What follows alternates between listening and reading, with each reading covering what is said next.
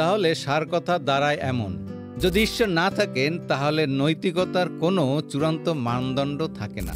কিন্তু আমরা জানি কিছু জিনিস সত্যি ভালো বা মন্দ, তাই ঈশ্বর আছেন।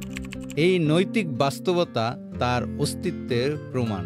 আস্তিকতা নৈতিকতার জন্য একটা শক্ত ভিত্তি দেয়, অন্যদিকে নাস্তিকতা এই বাস্তবতার ব্যাখ্যা করতে ব্যর্থ হয়। আপনি যদি বিশ্বাস করেন যে কিছু জিনিস সবসময় সত্যি ও ন্যায়সঙ্গত, তাহলে আপনিও স্বীকার করছেন যে এই নৈতিকতার পেছনে আছেন একজন চূড়ান্ত নৈতিক সত্তা, যিনি হলেন ঈশ্বর। ঈশ্বর আমাদের প্রেম, ন্যায় ও মুক্তির উৎস।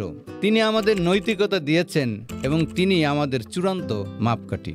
ভিডিওটি যদি আপনার ভালো লেগে থাকে তাহলে লাইক দিন, শেয়ার করুন আর চ্যানেলটি সাবস্ক্রাইব করতে ভুলবেন না। আপনার মতামত কমেন্টে জানান। আপনি কি মনে করেন, নৈতিকতার জন্য ঈশ্বর কি অপরিহার্য?